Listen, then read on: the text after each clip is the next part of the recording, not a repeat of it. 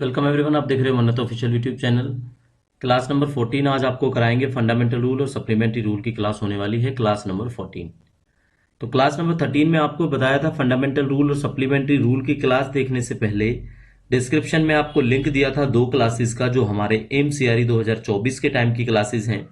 अगर बिल्कुल स्टार्टिंग से आपने देखना था तो वो क्लासेस बड़ी हेल्पफुल रहेंगी आपके लिए, अगर आपने अभी तक वो वीडियोस नहीं देखी है।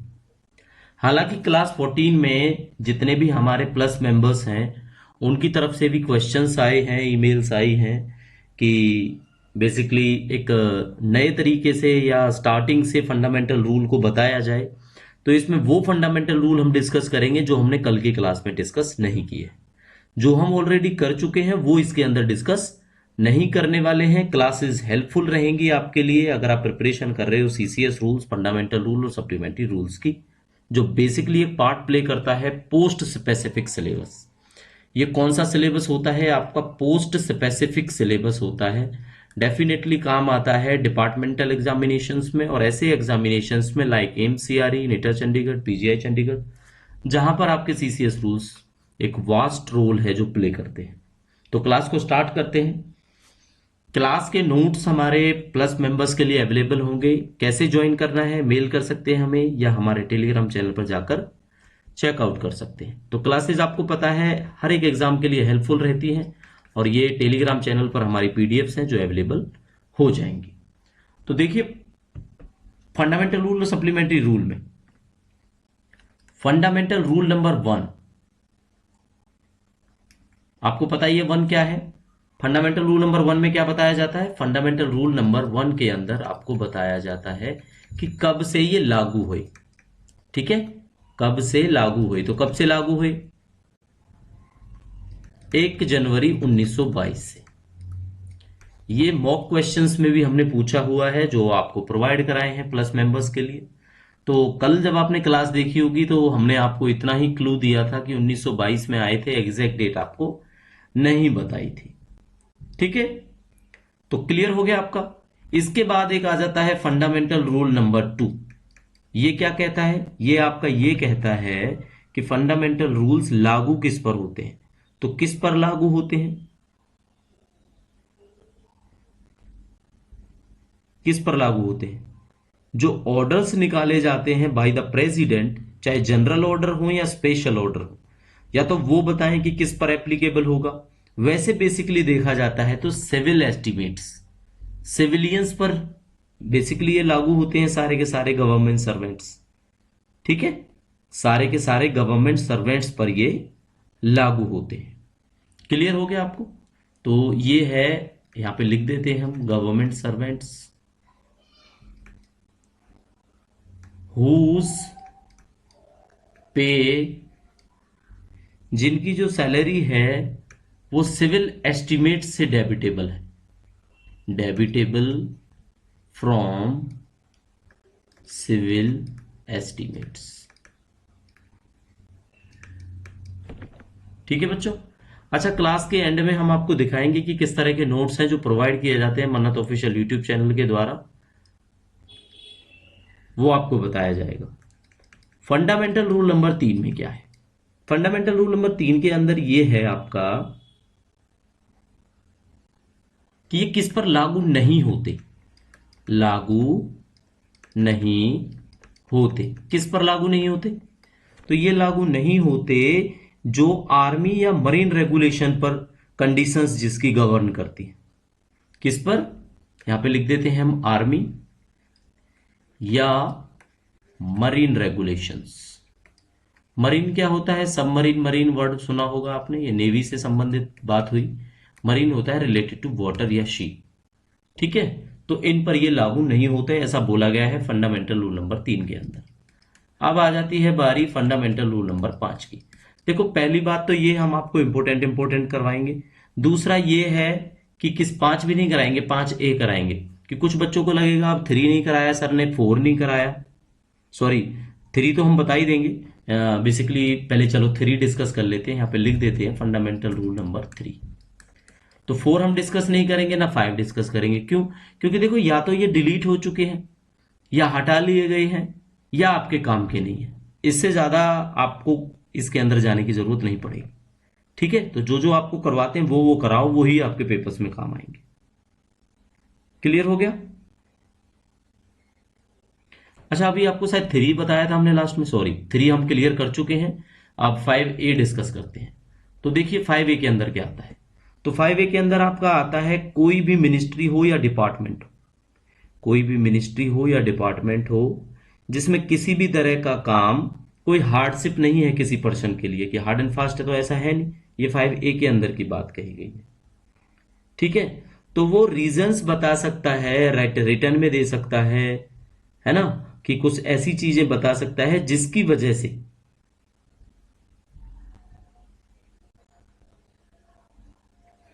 कुल मिला के एग्जैक्टली जो टाइटल निकलेगा इसका वो ये निकलेगा कि undue hardship to any person, to any government servant. इसका मतलब क्या हुआ?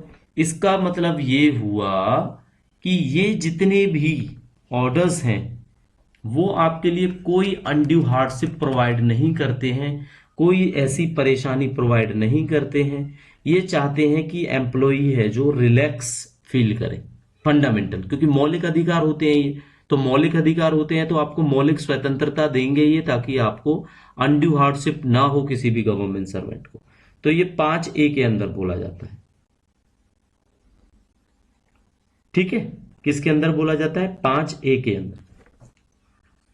3 की जगह हम यहां पे लिखेंगे 6।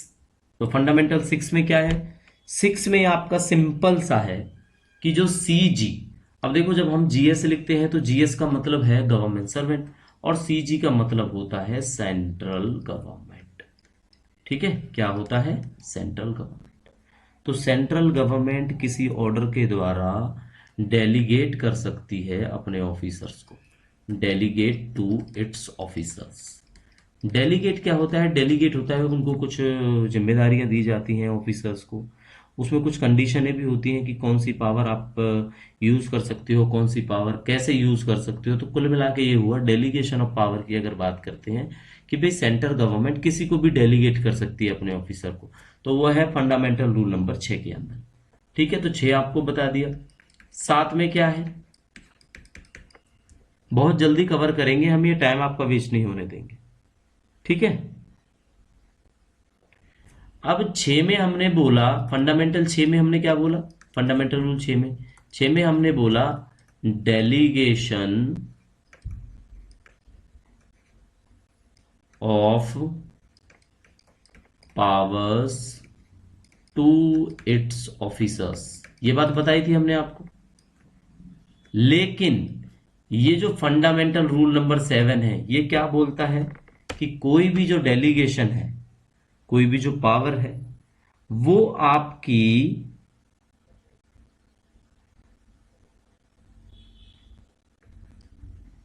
After consultation, after consultation to finance ministry, तो हम यहां पे लिख देंगे ministry of finance, ministry of finance का हो या फिनेंस का हो। ठीक है, कि भाई कोई भी जो डेलीगेशन ऑफ पावर है वो विदाउट कंसल्टेशन के हम नहीं कर सकते फाइनेंस के। क्लियर हो गया? एग्जैक्टली मतलब no powers may be exercised या delegated under these rule except after consultation with the ministry of finance. ठीक है, मतलब मिनिस्ट्री ऑफ फाइनेंस तो जिस मर्जी को चाहे पावर डेलीगेट्स कर दे, लेकिन आप अगर पावर डेलीगेट्स करते हो तो वो कंसल्टेशन में है। सेंट्रल गवर्नमेंट किससे कंसल्ट करेगी? मिनिस्ट्री ऑफ फाइनेंस से करेगी। ठीक है, तो ये समझाना था आपको। 7 नंबर क्लियर कर दिया। 8 नंबर में क्या है? 8 नंबर कहता है कि जो राष्ट्रपति जी हैं उनको पावर दी जाती है कि वो इन रूल्स को चेंज कर सकते हैं। ठीक है, राष्ट्रपति जी। अच्छा, राष्ट्रपति जी से संबंधित एक सवाल यही है, उपराष्ट्रपति जी हैं वाइस प्रेसिडेंट ओपी धनखड़ जी, जिन्होंने अभी लेटेस्टली रिजाइन कर दिया। ठीक है, तो पहला तो ये है, अब आपको इसके बारे में पढ़ना चाहिए, जीके का क्वेश्चन है। सबसे बड़ी बात है कि रिजाइन किया तो सबमिट किसको करेंगे रिजाइन? अब गवर्नमेंट एम्प्लॉय भी रिजाइन लिखता है तो अपने बॉस को लिखता है, एचओडी को लिखता है, अपने डायरेक्टर को लिखता है। तो राष्ट्रपति जी यानी उपराष्ट्रपति जी अगर रिजाइन करते हैं तो किसको लिखेंगे? तो एक सिंपल सा फॉर्मूला है, जिंदगी भर काम आएगा आपके। प्रेसिडेंट रिजाइन करे तो वाइस प्रेसिडेंट को चिट्ठी लिखता है, वाइस प्रेसिडेंट रिजाइन करे तो प्रेसिडेंट को रिजाइन लिखता है, दोनों एक दूसरे के वाइस वर्सा है। तो ऑब्वियस सी बात है, ओपी धनखड़ जी ने किसको लिखा होगा? द्रौपदी मुर्मू जी को लिखा होगा अपना रेजिग्नेशन। ठीक है, तो एग्जैक्टली ऐसा ही लिखा था। रेजिग्नेशन भी आपको सोशल मीडिया पे मिल जाएगा। ठीक है, ऑफिशियल जो पीआईबी है, प्रेस ब्यूरो ऑफ इंडिया है, उस पर भी आपको मिल जाएगा। तो ये प्रोविजन है। ठीक है, चलो, तो राष्ट्रपति जी वाली बात हमने क्लियर कर दी। जो भी पावर है इंटरप्रेट करने की, क्वेश्चन एग्जैक्टली पूछा जाता है। देखो, जो हम अपने नोट्स के अंदर लाइन लिखेंगे, आप उसको क्वेश्चन समझना और उसी को आंसर समझना। क्वेश्चन यही आता है, power of interpreting fundamental rules is reserved to dash. 4 option होंगे आपके, तो आंसर यहां पे फटाक से होगा प्रेसिडेंट। क्या होगा आंसर? प्रेसिडेंट।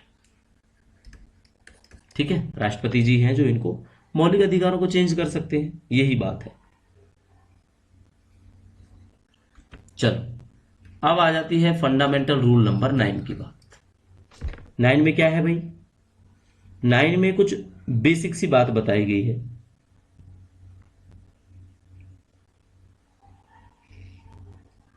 क्या बात बताई गई है? इसके अंदर एक बात बताई गई है एडमिनिस्ट्रेटर कि एडमिनिस्ट्रेटर क्या होता है। तो एडमिनिस्ट्रेटर का मतलब है एडमिनिस्ट्रेटर ऑफ यूटी। ये हम डेफिनेशन में भी आपको बता देंगे। एडमिनिस्ट्रेटर अगर वर्ड यूज हुआ है कहीं पे इस रूल्स में, तो इट मीन्स होगा एडमिनिस्ट्रेटर ऑफ यूनियन टेरिटरी। ये यू है बच्चों, ठीक है, क्लियर हो जाएगा। और यूनियन टेरिटरी का जो एडमिनिस्ट्रेटर है उसका चुनाव कौन करता है, उसको इलेक्ट कौन करता है? उसको करता है इलेक्ट राष्ट्रपति जी। अब राष्ट्रपति जी करते हैं कौन से कानून के तहत करते हैं? तो कानून का नंबर बता देते हैं, आर्टिकल 239। आर्टिकल 239 के तहत। ठीक है,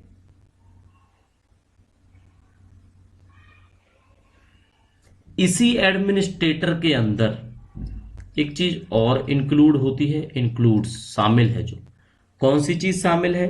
वो शामिल है इसके अंदर आपका governor of Assam. Governor of Assam, ये बच्चों पूरा कर लेना इसको, इसका मतलब गवर्नर लिखा है हमने। ठीक है, तो गवर्नर ऑफ आसाम क्या है? गवर्नर ऑफ आसाम जो है वो ही इसके अंदर एजेंट टू प्रेसिडेंट है। कौन है वो ही? Agent to president.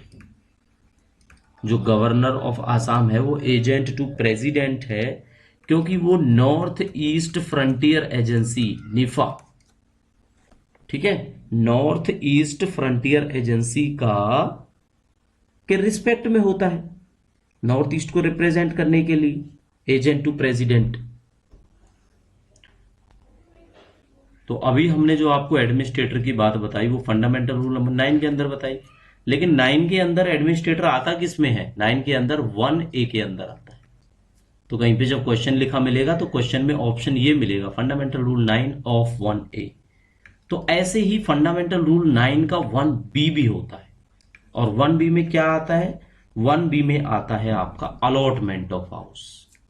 ठीक है, क्या आता है? Allotment of house. कौन सा हाउस होता है इसके अंदर? इसके अंदर होता है गवर्नमेंट अकोमोडेशन, जो भारत सरकार या सरकार जो भी है वो देती है आपको ओन करने के लिए, लीज करने के लिए, या जैसे भी आपने जब रेजिडेंस के लिए आपने यूज करना होता है, लीज के लिए नहीं होता, ओन रहने के लिए होता है, अकोमोडेशन बोलते हैं उसको। तो फंडामेंटल रूल नंबर 9 1B के अंदर आता है। अब ये चीजें क्यों जरूरी हैं? कल को गवर्नमेंट एम्प्लॉय आप बनोगे तो रेजिडेंस के लिए आप अप्लाई करोगे तो पता होना चाहिए फंडामेंटल रूल 9 1B क्या है। ठीक है, तो इसीलिए जो नोट्स बनाए जाते हैं वो क्वेश्चन बेस्ड, पेपर बेस्ड बनाए जाते हैं मन्नत ऑफिशियल यूट्यूब चैनल पर। क्लास को देखने के बाद, वैसे पहले भी क्लासें आपने देखी है, लेकिन इस क्लास को देखने के बाद सबसे ज्यादा खतरनाक जो क्लास होती है वो फंडामेंटल रूल्स की होती है। समझना इनको सबसे थोड़ा मुश्किल रहता है, लेकिन ये क्लास देखने के बाद डेफिनेटली आप खुद से कर पाओगे, समझ पाओगे। ठीक है। अब ऐसे ही फंडामेंटल रूल 1A 1B के बाद 2B होगा, 3B होगा, लेकिन वो काम का नहीं होगा, वो हट चुके होंगे, डिलीट हो चुके होंगे। तो हम आपको फंडामेंटल रूल 9 का 4 कराते हैं। 4 में क्या है? 4 में कैडर की डेफिनेशन दी गई है। 4 में क्या है? कैडर की डेफिनेशन है, कैडर की डेफिनेशन। अब कल आपने क्लास देखी थी, हमने बताया था ना आपको, क्या बताया था कल? कल आपको एक चीज बताई थी, 6A फंडामेंटल रूल का 6A बताया था हमने आपको। तो 6A क्या था बच्चों? फंडामेंटल रूल 9 का 6A। 6A में हमने आपको पढ़ाया था फीस के बारे में, 6 में हमने आपको पढ़ाया था ड्यूटी के बारे में। तो ये वही है, बस क्या है, आज हम थोड़ा सा डिटेल्ड कर रहे हैं, इसलिए क्योंकि जो मेंबर हैं बच्चे उनका थोड़ा सा मैसेज है, तो बेसिकली आपको शुरुआत से समझा देते हैं। तो कैडर क्या होता है? कैडर का मतलब होता है सर्विस में सैंक्शनड स्ट्रेंथ कितनी है, वो कैडर होता है। ठीक है। कंपनसेटरी अलाउंस आपको करवाया था कल, कंपनसेटरी अलाउंस। और सबसे पहले जब आपको ये अलाउंस कराया तो उसके अंदर हमने बताया भी था कि ये फंडामेंटल रूल नंबर 5 के अंदर आता है। ठीक है बच्चों, तो ये 5 इस तरह से 5 है, किसका? 9 का। तो अगर बताते टाइम कुछ गलत रह गया हो हमारी क्लास के अंदर कि फंडामेंटल रूल 5 बोल दिया था शायद हमने कल की क्लास में, तो वो 9 का 5 है। यानी कि फंडामेंटल रूल नंबर 9 के अंदर 5वें नंबर की डेफिनेशन आती है, कंपनसेटरी अलाउंस आपको दिया जाता है। तो ये चीज जो हमने कल की क्लास में डिस्कस कर ली, आज हम नहीं करेंगे। ठीक है।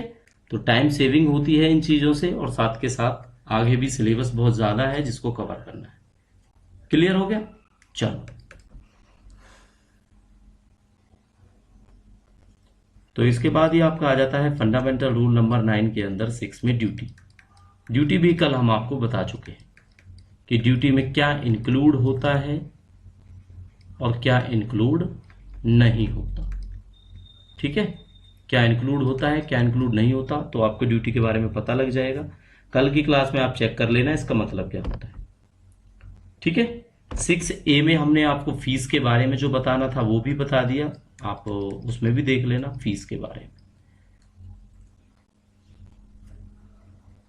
अनअर्न्ड इनकम और income from cultural, artistic, literary, scientific work जो हमने बताया था वो एग्जैक्टली पेपर में एज इट इज आता है जब पूछा जाएगा तो।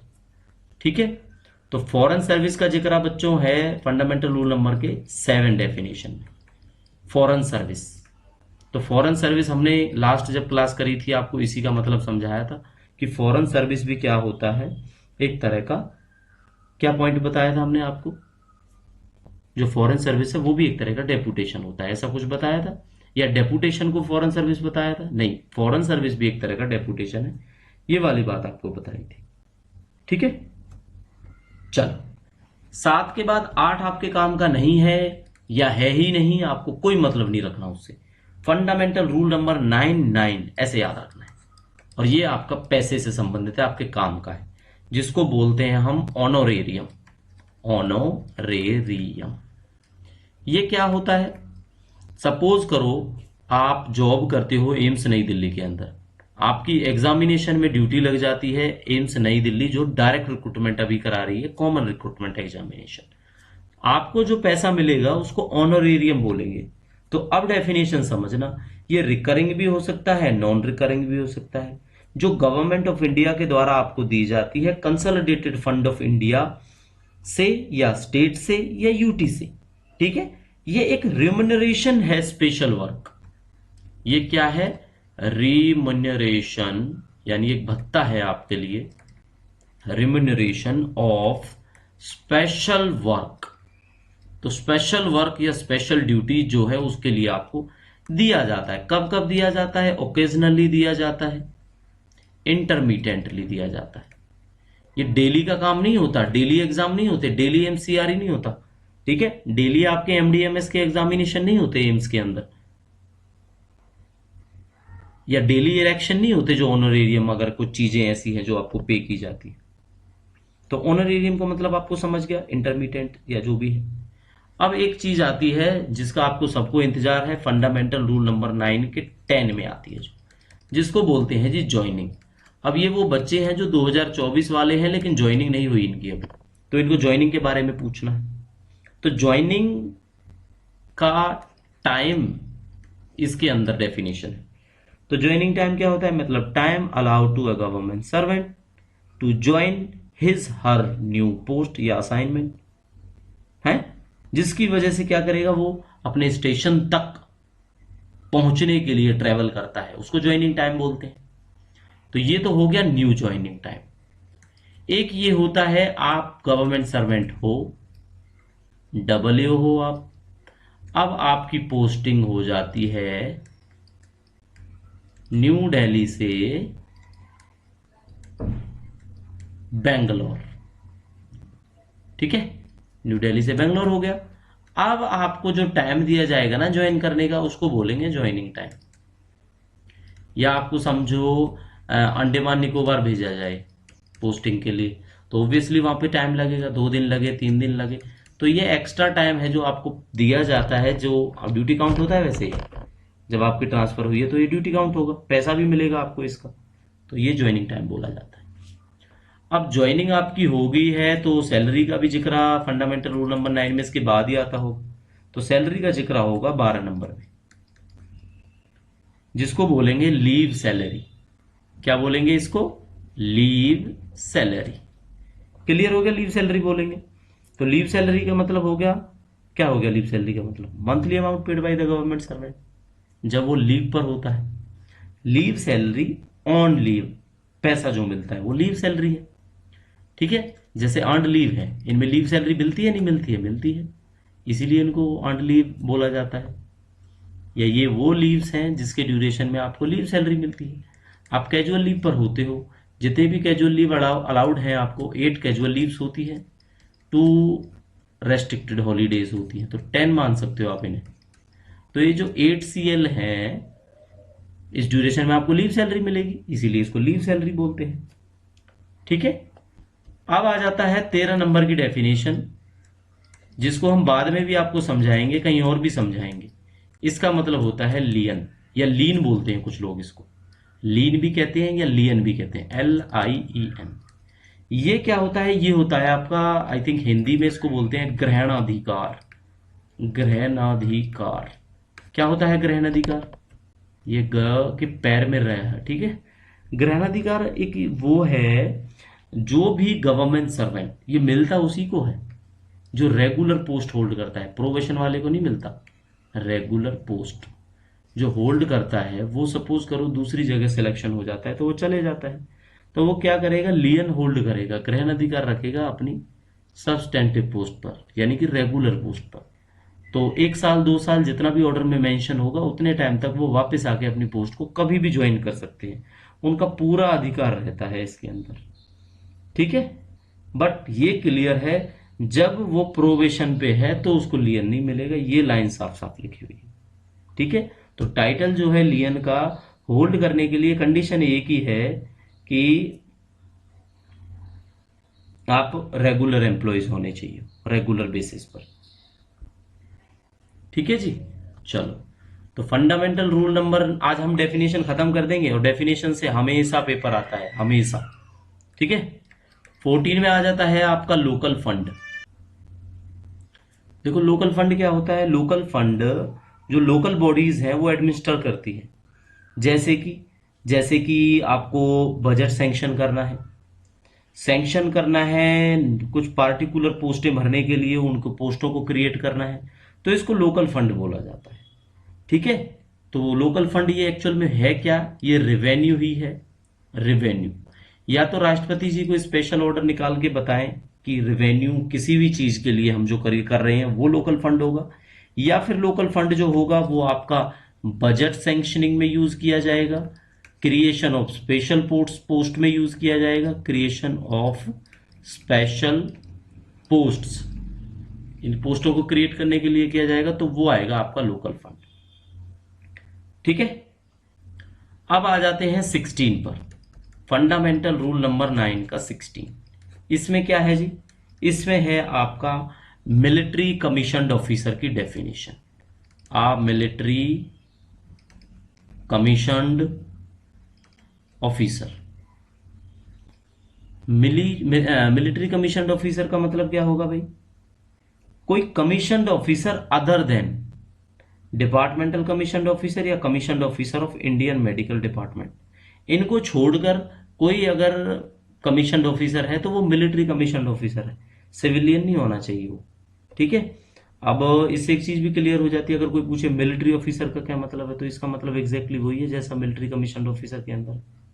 ठीक है, चलो फंडामेंटल रूल नंबर 9 का हम आपको 17 बताएंगे। तो 17 में क्या होगा, 17 में आ जाएगा मिनिस्ट्रियल सर्वेंट, मिनिस्ट्रियल सर्वेंट। अब मिनिस्ट्रियल वो होता है जो मिनिस्ट्रियल काम करे, लाइक क्लेरिकल इन नेचर, जिनकी ड्यूटीज है जो एंटायरली क्लेरिकल है, उस पोस्ट को मिनिस्ट्रियल पोस्ट बोलते हैं, वही मिनिस्ट्रियल सर्वेंट कहलाता है। ठीक है जी, 9 ऑफ 18 जो फंडामेंटल रूल है, ये किस बारे में बात करता है, ये बात करता है आपका, एक मिनट, ये तो मंथ के बारे में बात करता है। मंथ का मतलब कैलेंडर मंथ। अब कैलेंडर मंथ कौन सा होता है, कैलेंडर मंथ होता है जैसे जनवरी, फरवरी, मार्च, नॉट फाइनेंशियल ईयर वाला। ठीक है, तो वो जैन से शुरू होता है, इसलिए उसको कैलेंडर मंथ बोलते हैं। फंडामेंटल 9 का 19 क्या होगा बच्चों, 9 का 19 होगा ऑफिशिएट।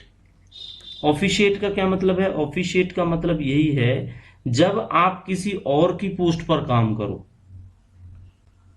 ठीक है, आप उस पोस्ट पे काम करो जिस पोस्ट पे किसी ने लिया हुआ है, तो आप उसको ऑफिशिएट बोले जाओगे आप उस चीज के लिए, कि भाई वो पोस्ट जो है वैसे तो वेकेंट नहीं है, मतलब वैसे वो वेकेंट है बट कोई अदर एम्प्लॉइज है जो उस पर लियन होल्ड करता है, तो ऑफिशिएट। ठीक है, कार्यवाहक आई थिंक इसको बोला जाता है, कार्यवाहक जो ऑफिशिएटिंगली काम करता हो, इसलिए उसको बोलते हैं। तो फंडामेंटल रूल नंबर 9 एग्जैक्टली 20 जो है इसके अंदर आ जाता है ओवरसीज पे। क्या आ जाता है, ओवरसीज पे। और ये ओवरसीज पे कौन सी होती है, जो किसी भी गवर्नमेंट सर्वेंट को दी जाती है जब वो अपने डोमिसाइल की कंट्री के अलावा कहीं बाहर काम करता है। जैसे कोई भारत का नागरिक है और वो अमेरिका में काम करे, तो उसकी जो सैलरी को अगर हम अपने पर्सपेक्टिव से कहेंगे इंडियन, तो उसको हम ओवरसीज पे कहेंगे। ठीक है, हाँ, तो अब पे की बात चल गई है, तो 21A के अंदर पे की डेफिनेशन है, इसको आप याद कर लेना, पूछा जाता है पे किस रूल में स्पेसिफाइड है। 21 ऑफ ए के अंदर पे का मतलब होता है अमाउंट ड्रॉन मंथली। ठीक है, अमाउंट ड्रॉन मंथली। लेकिन हम आपसे ऑप्शनल ये चीज पूछ सकते हैं कि पे में होता क्या है। इसके अंदर 3 पॉइंट्स हैं। ठीक है, 3 पॉइंट्स हैं, तो वो आपने देखने पड़ेंगे बस। चलो फंडामेंटल रूल नंबर 22 की बात करेंगे, 9 ऑफ 22। इसमें आता है आपका परमानेंट पोस्ट क्या होती है, परमानेंट पोस्ट। तो बताओ आप परमानेंट पोस्ट कौन सी होती है। परमानेंट पोस्ट का मतलब होता है जी कोई पोस्ट जिसमें आपको विदाउट टाइम लिमिट के आप सर्व कर सकते हो। ऐसा नहीं है 2 साल काम करना है, 3 साल करना है। 60 ईयर ऑफ एज या 65 ईयर ऑफ एज जो भी सजेस्टेड है, जो भी एज पर रूल रहेगा रिटायरमेंट तक, उसको परमानेंट बोलते हैं। ठीक है, फंडामेंटल रूल नंबर 9 के 23 के अंदर आ जाती है पर्सनल पे। पर्सनल पे, अब ये कौन सी पे है जो पर्सनल है, इसका मतलब यही होता है कि एडिशनल पे जो गवर्नमेंट सर्वेंट को दी जाती है। ठीक है, ताकि वो जो उसको लॉस हुआ हो उससे वो बच सके, एक तरह से कंपनसेट टाइप ही होती है पर्सनल पे। ठीक है, कुछ केसेस हैं जिन केसेस में ये दी जाती। क्लियर हो गया, वो हमने नोट्स के अंदर मेंशन की हुई है, आप वो लाइन पढ़ लेना। 24 जो है वो आपके काम का नहीं है। फंडामेंटल रूल नंबर 9 ऑफ 25 जो है ये है स्पेशल पे। अब इनमें ना थोड़ा थोड़ा फर्क है, पर्सनल पे, स्पेशल पे, पढ़ लेना बस इसको। स्पेशल पे का मतलब होता है कि कोई एडिशनल पे दी जाए जब आपको, स्पेशल ही कोई ऐसी ड्यूटीज या वर्क की हो जो थोड़े से हार्ड ड्यूटी, स्पेशल पे बोलते हैं बच्चों हार्ड ड्यूटी के लिए। जैसे आप समझ गए होंगे ना हार्ड ड्यूटी, जैसे आप हाई एल्टीट्यूड पे जॉब करते हो तो हाई एल्टीट्यूड अलाउंस मिलता है, तो वो हो जाएगी स्पेशल पे। और स्पेशल पे किसके अंदर आता है? फंडामेंटल रूल नंबर 9 के 25 के अंदर। क्लियर हो गया आपको ये? 25 के बाद अब आपका आ जाता है 26। 26 में क्या है?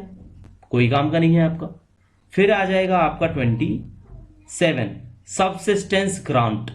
सबसिस्टेंस ग्रांट्स कौन सी ग्रांट होती है आपकी? मंथली जो गवर्नमेंट सर्वेंट को दी जाती है, जो किसी उसका कोई पे का प्रूफ नहीं है, लीव सैलरी का कोई प्रूफ नहीं है, ठीक है, जो उसकी रिसीट में ना हो, which is not in receipt of पे और लीव सैलरी, उसको सबसिस्टेंस ग्रांट बोलते हैं। वही हो गया, जैसे सबसिस्टेंस अलाउंस मिलता है तो उसका कोई पे से तो लेना देना नहीं होता, अलग से ही होता है, वो अलाउंस होता है। तो ऐसे ही सब्सटेंटिव पे, अब एक वर्ड है सब्सटेंटिव पे, फंडामेंटल रूल नंबर 9 ऑफ 28, यहां पे लिखेंगे फंडामेंटल रूल नंबर 9 ऑफ 28, इसको बोलेंगे हम सब्सटेंटिव, सब्सटेंटिव पे। अब ये कौन सी पे होती है? ये पे होती है जो आपको स्पेशल पे, पर्सनल पे और आपके एमोल्यूमेंट्स उसके अलावा दी जाती है। ये रूल नंबर 9 ऑफ 21 ऑफ ए के थर्ड पॉइंट में है। थर्ड पॉइंट कौन सा है? एनी अदर एमोल्यूमेंट्स विच में बी स्पेशली क्लास्ड एज पे बाय द प्रेसिडेंट। राष्ट्रपति जी के द्वारा अगर कोई ऐसा दिया जाता है अलाउंस, उसको छोड़कर, पर्सनल पे को छोड़कर, स्पेशल पे को छोड़कर, गवर्नमेंट सर्वेंट को दिया जाता है जिस पोस्ट पर उसको अपॉइंट किया गया था सब्सटेंटेटिवली और by reason of his substantive position in a cadre. समझना, थोड़ा सा डीपली है इसका मीनिंग, बट आपको समझ आ जाएगा, ठीक है। 29 के बाद फंडामेंटल रूल नंबर 9 ऑफ 30, बड़े काम का है ये, आपको समझना है इसको। इसका मतलब क्या होता है? इसका मतलब होगा जी आपके लिए टेम्परेरी पोस्ट। अब ये आप बता दोगे टेम्परेरी पोस्ट कौन सी होती है। टेम्परेरी पोस्ट का सिंपल सा मतलब यही होता है कि एक डेफिनेट रेट ऑफ पे तो मिलती है उसमें, लेकिन एक लिमिटेड पीरियड तक मिलती है।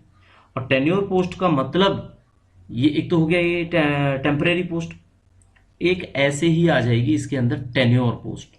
टेन्योर पोस्ट बहुत बार पूछा गया है, लिख लेना, रट लेना इसको, कि टेन्योर पोस्ट परमानेंट पोस्ट होती है। देखने में लगता है कि परमानेंट नहीं है, लेकिन ये होती है परमानेंट पोस्ट। तो टेन्योर पोस्ट होती है, क्या होती है? Permanent post. क्लियर हो गया आपको कि टेन्योर पोस्ट क्या होती है? आपकी परमानेंट पोस्ट होती है, ठीक है जी। चलो, अब दो डेफिनेशन और है, वो आपको वैसे ही समझा देते हैं। 31, तो 31 में टाइम स्केल पे आता है और 32 में आता है ट्रैवलिंग अलाउंस। तो ट्रैवलिंग अलाउंस ये वही है जब आप पब्लिक सर्विस के इंटरेस्ट से काम करते हो, तो जो आपका खर्चा होता है उस पर जो आपके कन्वेंस के लिए दिया जाता है।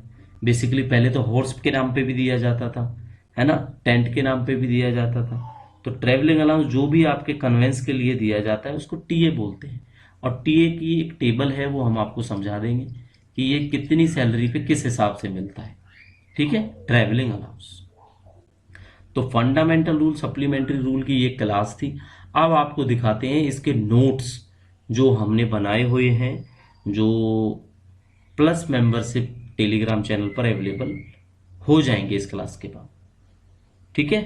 तो आप 1 मिनट के लिए वो देख सकते हो, तो थोड़ा सा ब्रीफली आपको आइडिया लग जाएगा कि किस हिसाब से फंडामेंटल रूल आपके लिए इजी हो जाएंगे अगर आप पढ़ना चाहते हैं तो, ठीक है बच्चों। चलो आपको दिखाते हैं। तो बच्चों फंडामेंटल रूल्स के आप देखोगे ये नोट्स हैं। फंडामेंटल रूल्स नंबर 1, नंबर 2 में क्या है, 3 में क्या है, 5A में क्या है, 6 में क्या है, 7 में क्या है, 8 है, 9 है। 9 के जो पार्ट हैं 1A 1B वो भी आपको शो किया हुआ है, ठीक है।